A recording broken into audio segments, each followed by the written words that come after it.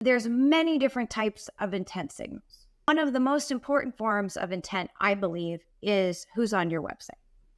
That's called first party intent. And I told you 97% you don't maybe know about today. So if you don't do anything on this, I would try to get some sort of first party intent on your website. That is demand that you have already paid for.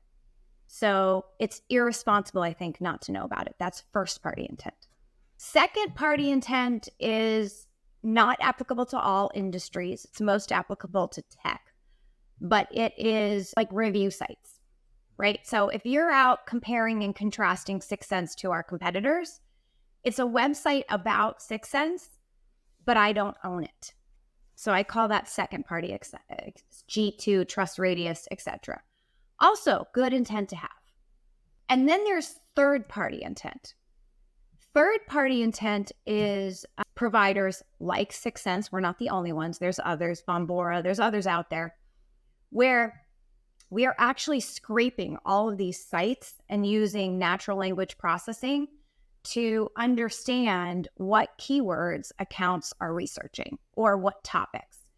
And so this is an earlier stage of intent that's going to tell you, you know what, Latany, these accounts are all researching account-based marketing or intent data or predictive analytics or AI in marketing, right? So I can track all these keywords and topics that would indicate that you're interested, right? So that's pretty important data to have. And then the last one that I've been talking more about, and is actually, I don't think in the book, is pre-intent data. And so thinking about what would someone do, an account do, or a person do to indicate that they have a need or a pain. So maybe they start posting jobs. Maybe they are buying companies, that would indicate they're going to have a need if you provide like deal desk portals or something, right? Or maybe they're buying other technology, right? You buy a sales engagement platform, you're going to need 6sense. So I track all those, right?